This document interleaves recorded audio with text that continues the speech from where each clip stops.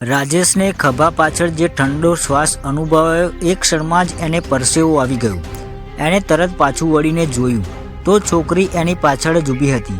બસ હજી ચાલી રહી હતી પણ એ પોતાની સીટ પરથી ક્યારે ઊભી થઈ એની રાજેશને ખબર પણ ના પડી. એ છોકરીના ચહેરા પર કોઈ ભાવ નહોતો, ન ડર, ના ગુસ્સો, ના દુઃખ, ફક્ત ખાલીપણું. રાજેશે ગળું સાફ કરીને પૂછ્યું, શું થયું, બેઠી કેમ નથી? છોકરીએ ધીમેથી કહ્યું, મને આગળ બેસવું છે. એનો અવાજ હવા જેટલો હળવો હતો. રાજેશ થોડી ક્ષણ ચૂપ રહ્યો, પછી રસ્તો બતાવ્યો. છોકરી ધીમે ધીમે આગળ આવી અને ડ્રાઈવર પાછળની સીટ પર બેસી ગઈ. બસમાં બેઠેલા બે મુસાફરો એકબીજાને જોવા લાગ્યા. એક જણ બોલ્યો, ભાઈ, આ છોકરીનું ચાલવું કંઈક અજીબ નથી લાગતું? બીજાએ ધીમેથી કહ્યું, એના પગ જમીનને સ્પર્શ જ નથી કરતા. રાજેશે આ સાંભળ્યું.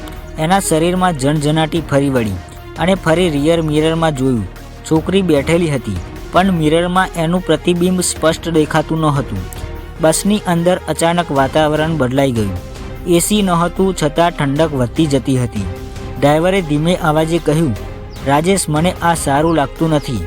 રાજેશે જવાબ આપ્યો, થોડી જ વારમાં ગામ આવી જશે, પછી ઉતારી દઈશું. પણ અંદરથી પોતે જ હચમચી ગયો હતો. થોડી મિનિટ પછી બસ ગામની છેલ્લી વાટ પર આવી. રાજેશે કહ્યું, બહેન, તમારું સ્ટોપ આવ્યું. છોકરી ઊભી થઈ પણ દરવાજા તરફ જવાની બદલે એ ડ્રાઈવર તરફ પડી અને એ શબ્દો બોલ્યા જે આજે પણ રાજેશને ઊંઘવા દેતા નથી. મારું સ્ટોપ આ રસ્તા પર નથી. ડ્રાઈવરે પૂછ્યું, તો ક્યાં ઉતરશો? છોકરીએ બસની બારીમાંથી બહાર અંધારામાં નજર નાખી અને બોલી, જ્યાં મારી રાહ 5 વર્ષથી કોઈ જોઈ રહ્યું છે. રાજેશે ગભરાઈને કહ્યું, આ શું વાત કરો છો? છોકરીએ ધીમેથી સ્મિત કર્યું. એ સ્મિતમાં કોઈ ગરમી નહોતી. એવું લાગતું હતું જાણે ચહેરા પર માત્ર સ્મિતની નકલ ચોંટાડેલી હોય. પાછળ બેઠેલા મુસાફરે કાંપતા અવાજે પૂછ્યું, બહેન, તમારું નામ શું છે?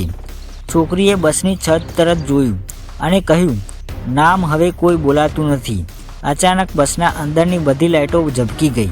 એક ક્ષણ માટે સંપૂર્ણ અંધારું છવાઈ ગયું. ડ્રાઈવરે બ્રેક મારી. લાઇટો ફરી ચાલુ થઈ પણ ડ્રાઈવર પાછળની સીટ ખાલી હતી. છોકરી ત્યાં નહોતી. દરવાજો બંધ હતો. બસ હજી પણ ચાલી રહી હતી. એ ક્યાં ગઈ? રાજેશ અને ડ્રાઈવર એકબીજાને જોઈ રહ્યા. પાછળ બેઠેલા બંને મુસાફરો ફીકા પડી ગયા હતા. એક બોલ્યો, એ તો ઉતરી જ નથી. બીજાએ ધીમેથી કહ્યું, તો પછી એ ગઈ ક્યાં? એક ક્ષણે બસના પાછળના ભાગમાંથી હળવો અવાજ આવ્યો. બિલકુલ એ જ અવાજ જે છોકરીનો હતો. હું તો હજી બસમાં જ છું. કહાણીમાં જો તમને મજા આવી હોય તો વિડીયોને લાઇક, શેર કરો અને કમેન્ટ કરો અને કહાનીનો આગળનો ત્રીજો ભાગ જોવા માટે અમારી ચેનલને સબસ્ક્રાઈબ કરો. ધન્યવાદ.